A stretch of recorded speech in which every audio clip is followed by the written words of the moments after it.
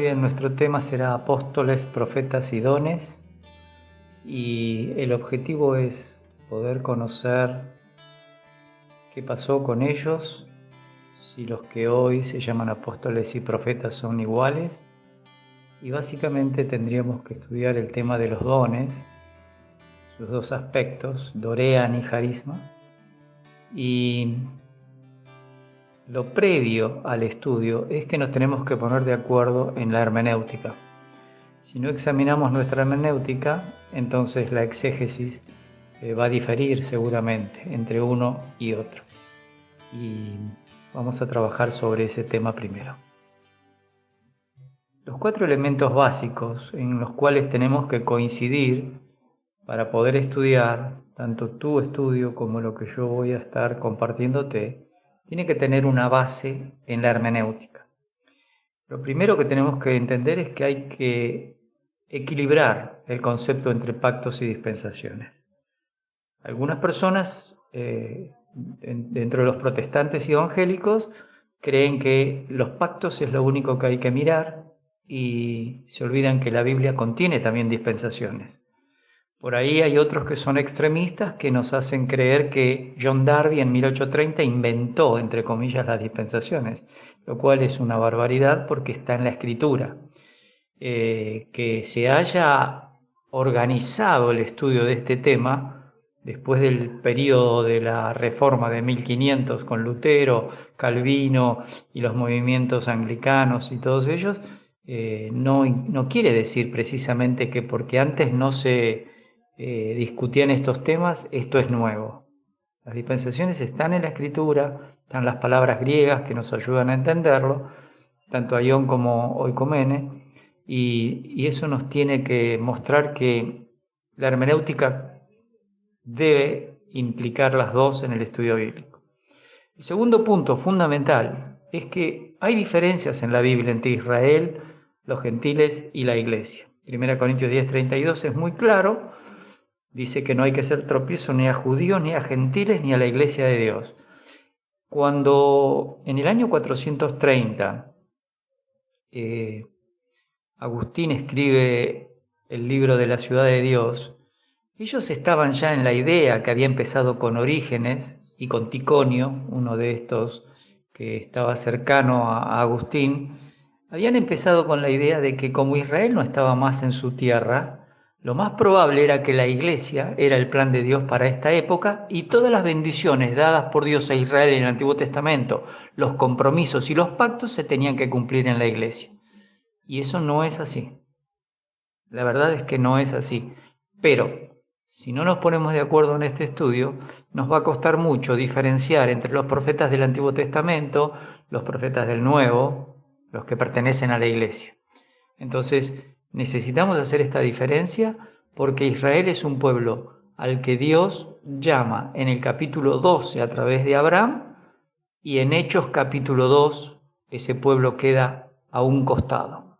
Para eso solamente hay que leer Romanos 9, 10 y 11 y darnos cuenta que después del arrebatamiento, cuando la iglesia pase a la presencia del Señor en las nubes, Dios seguirá tratando con lo que se llama el día del Señor o el día de Yahvé, que es del Antiguo Testamento. ¿Y quiénes van a estar en la tierra? Judíos y gentiles.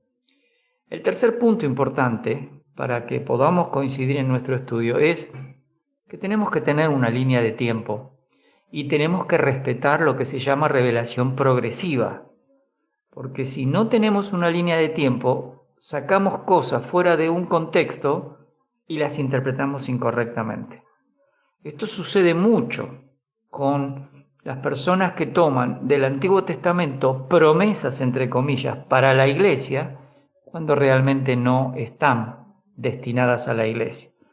Podemos hacer muchos ejemplos, pero el más notorio ha sido con el movimiento pentecostal entre 1903 y 1906 en Estados Unidos, en Azusa, cuando este grupo de hermanos más emocionales que hermenéuticos empezaron a buscar manifestaciones especiales del Espíritu Santo.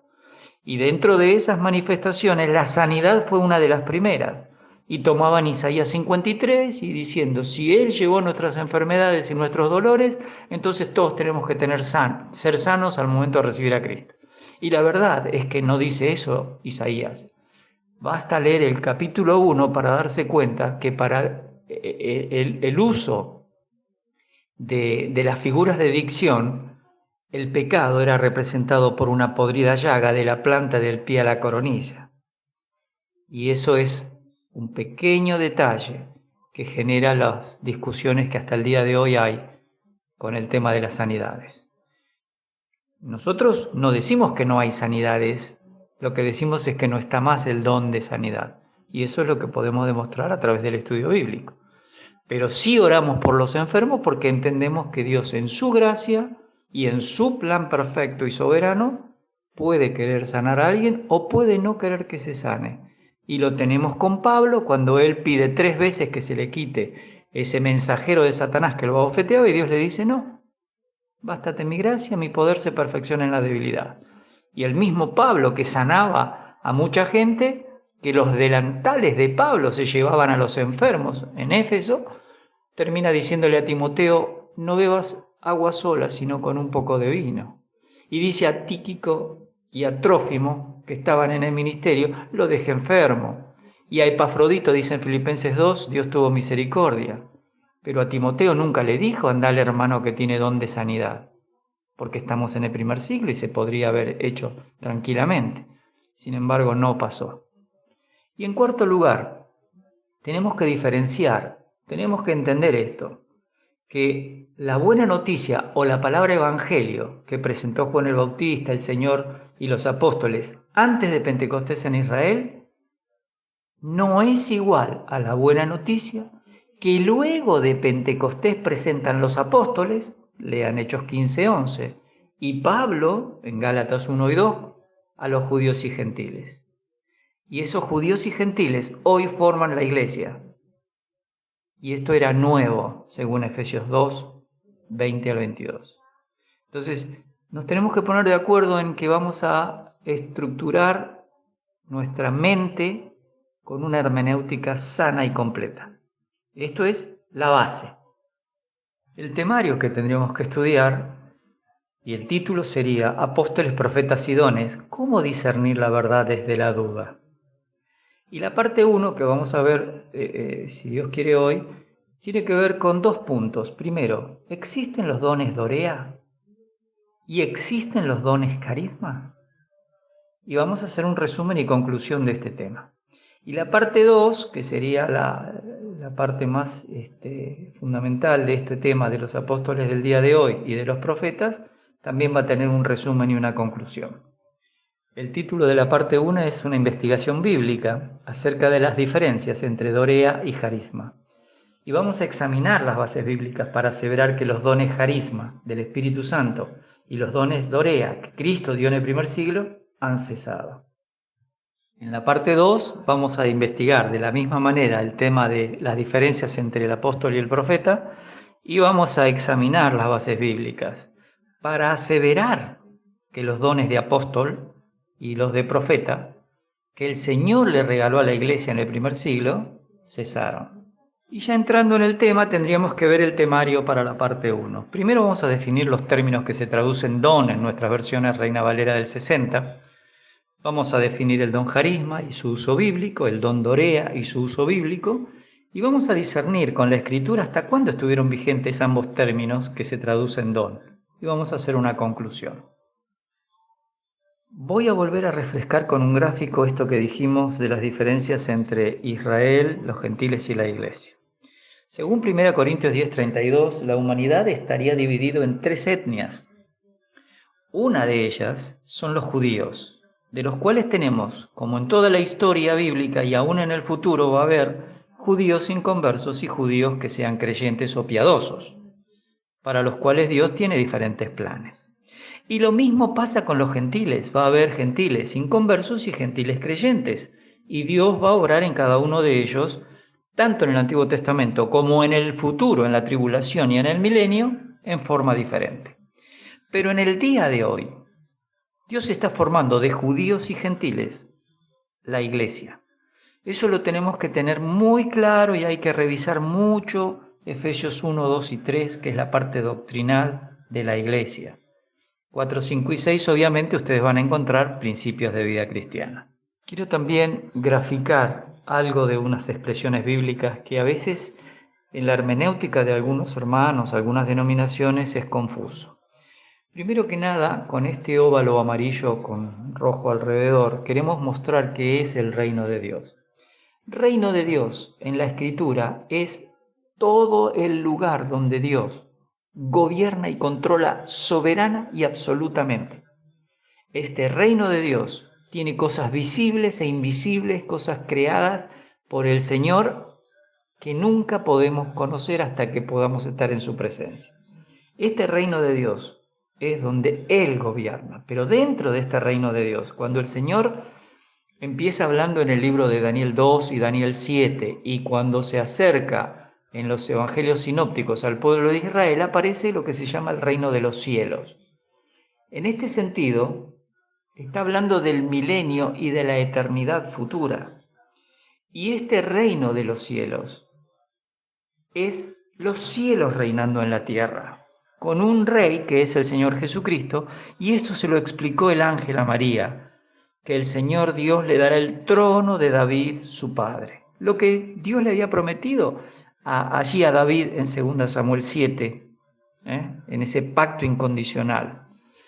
Es decir, los cielos reinando en la tierra. Y todas las profecías del Antiguo Testamento contienen tres características: un tiempo de juicio, un tiempo de bendición y la bendición especial de la presencia de Dios sobre el pueblo de Israel, lo que va a generar que los gentiles quieran ir a ser bendecidos en ese lugar. Isaías 11, Isaías 35 y por supuesto Zacarías 14, que nos ayuda a ver que los gentiles van a estar siendo bendecidos cuando los cielos reinen en la tierra. Ahora, nosotros tenemos que agregarle algo al reino de Dios. En un sentido, reino de los cielos y reino de Dios es intercambiable, pero no totalmente. ¿Por qué? Porque este reino de los cielos está formado por Israel y por los gentiles en forma separada. Sin embargo, cuando se habla de la iglesia, los judíos y gentiles están metidos, sumergidos, bautizados en un cuerpo por recibir a Cristo como Salvador. Ahora, ¿Dios va a cumplir lo del Antiguo Testamento? Por supuesto, porque los pactos incondicionales con Abraham, por supuesto con Isaac, Jacob, y el pacto incondicional con David del reino, y el nuevo pacto que fue confirmado por la sangre del Señor Jesucristo, va a haber bendición en la tierra. Daniel capítulo 12 dice: vas a ir hasta el fin, te vas a levantar para recibir tu heredad. Y esas cosas Dios no va a mentir. Pero en la iglesia es algo que, según Filipenses 3:20, nuestra ciudadanía está en los cielos. Y esa ciudadanía de la iglesia es para judíos y gentiles que reciben a Jesucristo como Salvador personal. Pero por supuesto hay cosas que compartimos, según Hebreos 12, 22 al 24. En el tiempo del milenio y en la eternidad compartiremos algunas cosas. Pero quiero agregarles que la iglesia, no se olviden que es judíos y gentiles bautizados en un cuerpo del cual Cristo es la cabeza. Por lo tanto, reino de los cielos e iglesia no es lo mismo, como sí es lo mismo hablar de la iglesia y el reino de Dios, o del reino de los cielos y el reino de Dios. Pero son dos actividades diferentes en la Biblia. Ahora vamos a comparar Jarisma y Dorea y ver qué es lo que nos dice la Biblia. En primer lugar, vemos que los Doreas son 4, y Efesios 4:11 dice que Él mismo constituyó a unos apóstoles, a otros profetas, a otros evangelistas, a otros pastores y maestros. 4 grupos, no 5. Aunque pastores y maestros tiene la conjunción kai en el medio, que es la traducción de y para nosotros, pero está hablando de unos, otros, otros y otros. Así que lo divide en 4 partes. Pero cuando hablamos de los carismas, vemos que hay 16 en total. Si ustedes pueden anotarse, 1 Corintios 12, van a ver que hay 9 allí, del versículo 4 al 10. Al final, en el versículo 28, se agrega a los apóstoles, profetas y maestros, pero luego agrega 2, que son dones de ayudar y gobernar, porque va a argumentar con una pregunta retórica algo que la respuesta es no. ¿Son todos apóstoles? La respuesta es no. ¿Son todos profetas? ¿Son todos maestros? ¿Todos ayudan? ¿Todos gobiernan? ¿Todos tienen don de sanidad? La respuesta es no. ¿Por qué? Porque los carismas son dones que el Espíritu Santo va a entregar a los creyentes de las iglesias locales y probablemente solamente mientras no estaba la Biblia. Por ahora les digo probablemente, después lo vamos a ver. Romanos 12 agrega 5 dones que no están aquí, pero repite el de profecía y el de enseñanza. Y sin repetición, volvemos a repetir, tenemos 16 carismas. En 1 Pedro 4:10 nos deja solo 2 formas de servicio carisma. Que si uno habla, lo haga conforme a la palabra de Dios, y si uno actúa, tiene que hacerlo conforme al poder que Dios da. Y es importante, vamos a notar en el siguiente punto, por qué tenemos que tener la línea de tiempo. Vamos a empezar diferenciando los sustantivos griegos, luego quién es el dador soberano de los dones y cuáles son los objetivos divinos para estos dones. Carisma apuntaba a una capacitación especial que el Espíritu Santo daba para edificarse entre creyentes. Y lo hacía el Espíritu Santo, por lo que nos enseña 1 Corintios 12, como a Él se le da la gana, como Él quiere. No soy yo el que pide, es Él el que lo da. Y estamos hablando del primer siglo, aunque si yo uso este tiempo verbal de no soy yo el que pide, pareciera que hoy están vigentes, pero vamos a ver.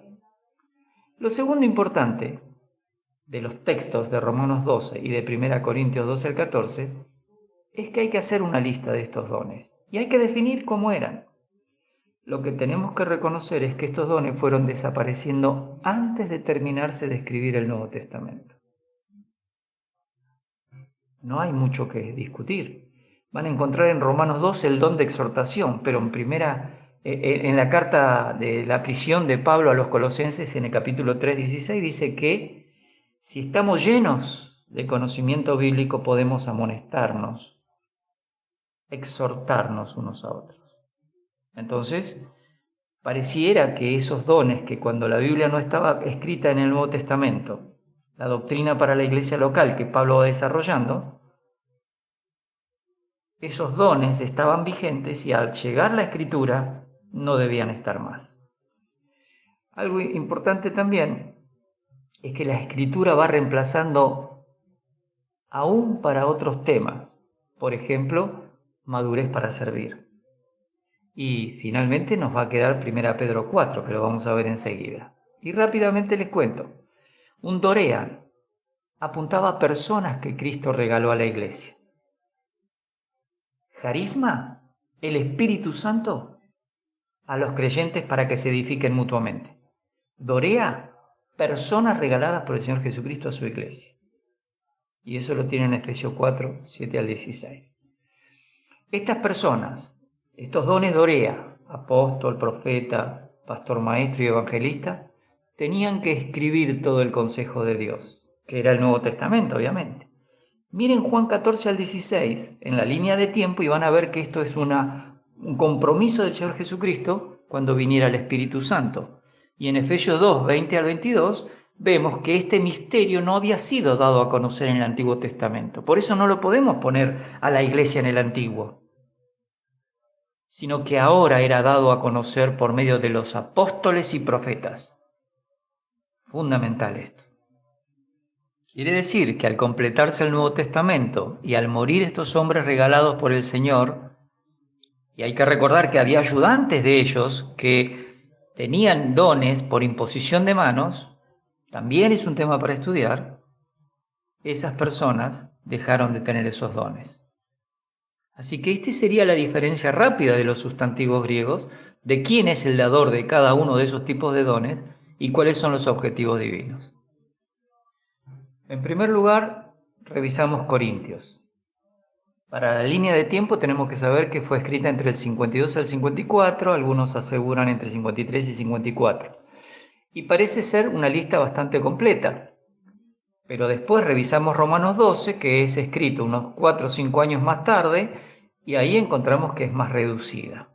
La pregunta sería, ¿en 5 años había empezado a disminuir la cantidad de dones que había presentes? Es probable, no podemos aseverarlo, pero por alguna razón son menos. Y cuando vamos a 1 Pedro, que está escrito cerca del año 63 a 65, aquí no hay listas, se acabaron las listas. Solamente hay una división que persiste en las pastorales, lo que se habla y lo que se ejecuta. Dones orales y dones ejecutables o manuales. Y entonces la respuesta es que los dones carisma fueron para los miembros de una iglesia local. Clarísimo por lo que nos enseña la Escritura. Bien, vamos a ver los propósitos divinos de los dones carisma. En primer lugar, estos dones, que son carismas, que son ministerios, diaconías y operaciones, energema, eran para que sean de provecho a la iglesia local. No era para que se lo llevaran a la casa y dijeran, este es mi don, lo traje a casa. No, esto sucedía en el culto público, porque Pablo está corrigiendo problemas del culto público desde el capítulo 10, que empieza discutiendo el tema de la cena, y en el capítulo 11 explica cómo debe ser la cena, el lugar de las mujeres, capítulo 12, el uso de los dones, capítulo 13, la importancia de hacerlo con amor, y en el capítulo 14 corrige el tema de cómo estaban haciendo el tema de las lenguas, y también las mujeres, que esto es un tema importante. Los dones son en masculino, no son en femenino. Con lo cual es muy difícil que las mujeres en el culto público tuvieran algún don. Vamos al segundo punto. Estas varias formas en que el Espíritu Santo los había capacitado, y por favor entiendan esto, no dependía de las capacidades de ellos. No era porque por ahí alguno de ellos hablaba inglés y alemán y hablaba en lenguas. No. Cuando llegaba alguien de un idioma que jamás habían estudiado, ese hermano que ya era conocido en la iglesia, que tenía el don de las lenguas, de los idiomas, le presentaba el Evangelio. Y la persona recibía a Cristo, porque dice en capítulo 14 que el don de lenguas era para que el inconverso entendiera el Evangelio. Y el hermano que tenía don de interpretación le contaba a la congregación qué era lo que había dicho el hermano en ese idioma que no conocía. Pero para que no hubiera algún arreglo entre ellos, algún engaño, estaba el don de discernimiento de espíritus. Y el hermano con el don decía si eso había sido de Dios o no. Y también estaba el hermano con el don de ciencia que podía utilizar la información de la muerte, sepultura y resurrección de Cristo por la obra especial del Espíritu Santo y explicar las cosas que tenían que ver con estas doctrinas. Así que todas estas formas que el Espíritu Santo había dado tenían como una ilustración lo que usa Pablo del cuerpo, que el servicio, la protección, los cuidados que se hacen con los miembros, una persona a su propio cuerpo, para eso estaban estos dones. El provecho era que se edificara el resto de los hermanos. Y en tercer lugar, Pablo estaba enseñando que no todos podían tener el mismo don del Espíritu Santo en una iglesia local del primer siglo. Y lo fundamental es que esto ya desmiente la aseveración que en Calle Azusa, en el año 1903 a 1906, desarrollaron y luego formó parte del movimiento de santidad, de los movimientos pentecostales, en donde la evidencia de que una persona es salva es que habla en lenguas. No es así. No es así. Si ustedes leen Hechos capítulo 1 y 2, van a encontrar lo que les digo siempre, que es los dones son masculinos, que en Hechos las lenguas la hablaron solamente los 12 apóstoles. Solo hay que leerlo en griego, no hay que leerlo en castellano. Ahora, en la diapositiva 14, quiero que ustedes tengan una definición sintética de Dorea, pero por favor, estudien los textos. No tengo tiempo para explicar uno por uno, pero aquí la palabra Dorea tiene que ver con la palabra don, también Dorean, que es una palabra que se puede traducir con algo sin costo, algo gratis, libre de cargo, sin precio o sin causa. o sin propósito. En la diapositiva siguiente van a ver el verbo doreomai, que quiere decir otorgar, dar, conferir, conceder, y dorema, que es justamente un sustantivo neutro que también se traduce don. Eso nos ayuda muchísimo para el estudio. Y los textos que vamos a ver, por ejemplo, dorón, que es también un sustantivo neutro, se traduce también como un presente, como una ofrenda, cuando el Señor nace y los sabios de Oriente llegan a traerle dones, ofrendas. Cuando la viuda coloca su moneda en el arca de las ofrendas, no era un diezmo, eso era para reconstruir o para reparar el templo, y eso fue colocado en época del rey Josías. Estudien la historia, porque muchos predican acerca de que lo que la viuda dio, eso era lo que Dios veía como algo grande, y la viuda estaba hablando de arreglar la iglesia, no de sostener a una iglesia local. Bueno, y doroforia, que justamente es un sustantivo femenino, que es el acto de traer presentes. Para los que quieren estudiar, acá les dejo el verbo didomi para que vean cómo se utiliza en nuestras Biblias. Y por supuesto, todo esto tiene como objetivo que ustedes puedan hacer su propio estudio bíblico. Las palabras que seleccionó el Espíritu Santo y movió a los hombres a escribir son inspiradas, son sopladas por Dios y requieren que seamos respetuosos al estudiarlas, porque de otra manera podemos llegar a conclusiones propias, personales, y hay muchos hermanos, lamentablemente, que cuando les toca dar algo de la palabra de Dios, lo que tratan de hacer es compartir un devocional del castellano. Y eso no sirve para estudiar, solo sirve para entretener.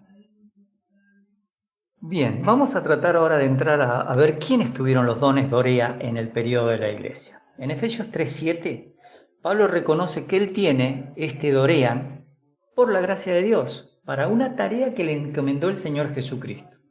No habla de carisma, habla de dorean. Y si ustedes ven el griego, van a darse cuenta que Pablo, lo que se traduce al castellano, dice: yo fui hecho ministro por el don de la gracia de Dios, que me ha sido dado según la operación de su poder. Reina Valera del 60. Así que este dorean era algo que era dado por Dios.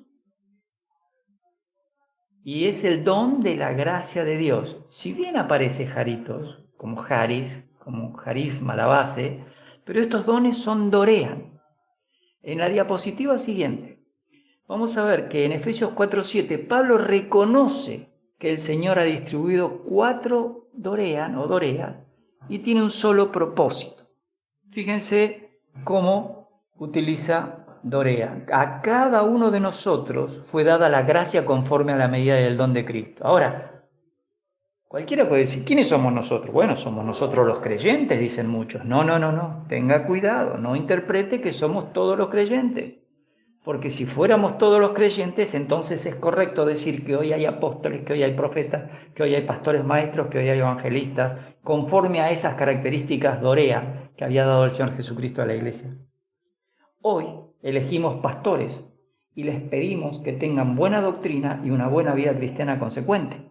Lo mismo cuando elegimos diáconos y aún mujeres que puedan hacer un servicio en una iglesia local, si bien no tienen la imposición de manos como hacemos con los hombres, pero también se les pide en las pastorales que sean mujeres con ciertas características de doctrina y de vida cristiana. Solo voy a citar a 2 personajes que nos van a ayudar a ver este tema. Primero es el escritor Robertson, en todo su comentario del Nuevo Testamento, que se llama Imágenes verbales en el Nuevo Testamento, en este caso es el volumen 4, en la página 707, él dice: hay 4 grupos, y ahí está en el griego tous men, apóstoles, y tous de, los 3 siguientes grupos. Y entonces dice, estos títulos están en predicado acusativo y obviamente plural, pero también es importante que se den cuenta que es masculino. no es femenino. Así que no hay apóstolas, no hay profetas en el primer siglo. Ahora, también les tengo que recordar que los ayudantes de apóstoles eran a veces llamados apóstoles, porque además, por imposición de manos, se le compartía la capacidad espiritual de hacer ciertos prodigios, señales y milagros. Igual que en el Antiguo Testamento lo podía hacer Elías con Eliseo o Eliseo con Giesi. Pero eso es para estudiar. En segundo lugar, Bauer, Arndt y Gingrich, en un léxico griego-inglés del Nuevo Testamento y otras escrituras de la literatura cristiana en los primeros siglos, en la página 200, dice que Heródoto, Filón y Josefo utilizaban esta palabra como un regalo, como una generosidad de Dios. Muy interesante, porque eso es justamente lo que estamos viendo de los Dorea. Personas que generosamente el Señor Jesucristo, no el Espíritu Santo, coloca para una iglesia local en el primer siglo. Y por supuesto para toda la iglesia, porque van a escribir el Nuevo Testamento. Vamos a tratar de ver cuál era el propósito divino de los dones Dorea. Y lo que rápidamente se desprende de Efesios 4:12 es que eran para capacitar a los creyentes para que puedan trabajar sirviendo al Señor. Y el Señor había dispuesto formar su iglesia, y por eso estas personas, a ese fundamento que es Jesucristo, ellos tenían que hacer esta tarea de sobreedificar. Por eso dicen 4:12 tres cosas. Número 1, a fin de perfeccionar a los santos. 2, para la obra del ministerio. 3, la edificación del cuerpo de Cristo. Este es el propósito, la razón por la cual Dios da estos dones Dorea, o dio en ese momento a la iglesia. El segundo punto de los propósitos de los dones Dorea es preguntarle a Pablo, ¿hasta cuándo estos dones estarían vigentes?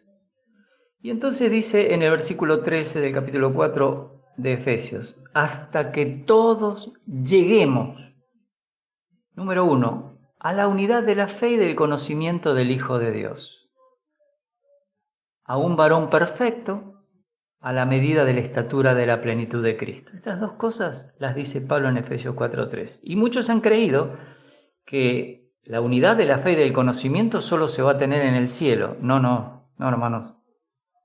Recuerden la carta que Juan escribe, llamado el Evangelio de Juan, a los creyentes, en donde da el discurso del aposento alto. Capítulo 14, 15 y 16, el Señor les dice que si Él no se iba, no iba a poder venir el Espíritu Santo. Y el Espíritu Santo iba a tener una actividad hacia el mundo, en Juan 16, 7 al 11, de convencerlo de pecado, de justicia y de juicio, para que puedan recibir a Cristo como Salvador. Y el único pecado era de pecado por cuanto no creen en mí. No es que el Espíritu se tomó el trabajo de recordarle los 7 millones de pecados, o 200 pecados, o 3 pecados que tendría esa persona. Solo porque no estaba confiando en Cristo se iba a ir al infierno. El segundo aspecto es que el Espíritu Santo iba a guiar a estos apóstoles a conocer la verdad futura, la escatología, a conocer, porque le dice, tomará de lo mío y os lo hará saber. Ellos no tenían la mínima idea de la deidad de Jesucristo en cuanto a sus atributos, en cuanto a su eternidad, en cuanto a lo que es la kenosis. Había cientos de cosas que ellos no la tenían clara. Y eso lo vemos cuando en la noche de la resurrección anda con los discípulos a Emaús, etcétera, etcétera. Así que la unidad de la fe y del conocimiento del Hijo de Dios es lo que dejaron los apóstoles escritos. Y esa unidad de la fe nos muestra que los pastores maestros hoy no pueden estar vigentes, porque no puede ser que un pastor bautista, un pastor pentecostal, un pastor metodista, un pastor anglicano, un presbiteriano, etcétera, etcétera, tengan diferentes puntos de vista de una enseñanza bíblica. El problema está en el estudio. Hoy necesitamos estudiar para entender la Escritura. En esa época esos dones no necesitaban el estudio. Era revelación directa de parte de Dios. Y si usted no entiende que no es lo mismo lo que hacemos hoy, que es estudiar, examinar, mirar lo que piensa fulano, mengano, sutano, cuál es la estructura griega, cómo se usaba este término en los primeros siglos. Hoy todos necesitamos estudiar, pero ellos no lo necesitaban. Y el varón perfecto es el varón completo, maduro, no es impecable. Y a la medida de la estatura de la plenitud de Cristo es el plan de Dios para nosotros en cuanto a madurez, no en cuanto a impecabilidad. Entonces, esos dones, Dorea, estarían vigentes hasta que estuviera la unidad de la fe. ¿Y dónde está esa unidad de la fe? En la Biblia. Cuando tenemos que discutir temas de doctrina del Espíritu Santo, de la amartiología, tenemos que ir a la Biblia. No tenemos otro lugar. No viene un apóstol a decirnos aspectos de la teología. Ya tenemos el metro patrón, la vara de medir si alguien está equivocado o está acertado. ¿Con qué? Con la Biblia. Así que estos dones estarían vigentes hasta ese tiempo. El último que escribe es Juan, el libro de Apocalipsis. Y eso completa la revelación de Dios para su iglesia. Y la tercera pregunta que le hacemos a Pablo es, ¿cuál sería el beneficio de tener esa unidad de la fe y del conocimiento del Hijo de Dios? Bueno, en 4:14 dice que ya no vamos a ser niños fluctuantes, que tampoco vamos a ser llevados por doquiera de todo viento de doctrina. Fíjense, el énfasis es la escritura, no la experiencia. Y en tercer lugar, evitaríamos que la estratagema de los hombres que para engañar emplean con astucia las artimañas del error nos afecten a nosotros. Esto es el objetivo del don Dorea, que Cristo le regala a la iglesia. Y obviamente solo regaló 12 apóstoles. Algunos creen que Judas también va a reinar, que no se perdió. Bueno, eso es un error a priori, porque Jesús nunca le dijo, cuando le contesta a Pedro, nosotros lo hemos dejado todo y te hemos seguido, y él le dice, yo los voy a dar 12 tronos para que reinen conmigo. Pero no dice, vos Judas también. Y por supuesto, la oración de Juan 17 es clave. Dice, de los que me diste, ninguno se perdió, sino sola y exclusivamente el hijo de perdición. ¿Que quién era? Tomado por Satanás, Judas es quien niega esa posibilidad de estar en el grupo de los 12. Pero hoy ha sido elegido por la presciencia, por el conocimiento anticipado, por el decreto divino y porque estaba establecido por ser una persona que estaba en Adán, caída, destinado para ese tipo de ministerio. Y no es un tema difícil para estudiar si estudiamos estos temas de decretos divinos, predestinación, elección, llamamiento, etc. Finalmente llegamos a las conclusiones de la primera parte. Y esto es lo que tenemos que afirmar y volver a estudiar estos temas. Los dones Dorea fueron dados por el Señor Jesucristo para escribir la doctrina y la vida cristiana para la Iglesia del Señor. Estas enseñanzas son la unidad de la fe y del conocimiento del Hijo de Dios. Nadie puede conocer más de Jesucristo fuera de la Biblia. En tercer lugar, ellas permiten que los creyentes maduren a un varón maduro, perfecto, a la estatura de la plenitud de Cristo, y evita que seamos engañados por hombres que usan astutamente las artimañas del error. En cuarto lugar, una vez muertos estos 4 Dorea, no hay más revelaciones ni hay nuevas doctrinas para la iglesia. Y cuando alguien va a un instituto bíblico o estudia en una iglesia local, no se puede confiar en revelaciones, ni en apóstoles, ni en profetas, sino en la Escritura. En quinto lugar, por eso también tenemos que reconocer que hoy elegimos a los pastores según la madurez y el conocimiento bíblico, la misma forma que lo hacemos para con los diáconos. No pedimos un don, le pedimos conocimiento bíblico y hay que tener una declaración de fe en su iglesia local para que quien venga sepa a qué sujetarse. Y en sexto lugar, hoy nadie puede elegir ni a profetas ni a apóstoles, por lo que vemos en Hechos 1 y en Efesios 2 para el otro tema.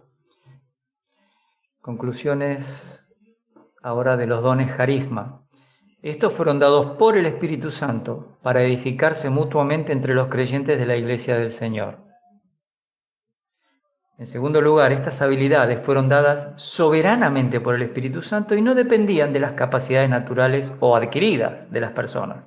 En tercer lugar, estos dones carisma permitían que mientras no estaba la Biblia completa, sirvieran para aprender doctrina, vida cristiana, para testificar en idiomas que no habían estudiado, y otro, sin haber estudiado idiomas, podía interpretar esto dicho. También estaba para repartir, para gobernar, para ayudar. Había una gran cantidad de elementos en estos dones que edificaban la iglesia del primer siglo. En cuarto lugar, una vez que se estaba completando el Nuevo Testamento, ciertos dones carisma van desapareciendo. Hay que leer también el capítulo 13 de 1 Corintios, y de esa manera llegan a ser innecesarios porque la edificación va a venir con la Escritura, como nos enseña Pablo en Romanos 15 o en Colosenses 3. Por eso, hoy las indicaciones de 1 Pedro nos indican cómo y con qué elementos tenemos que servir a los hermanos. Que el Señor les bendiga, nos veremos en la próxima parte de este estudio.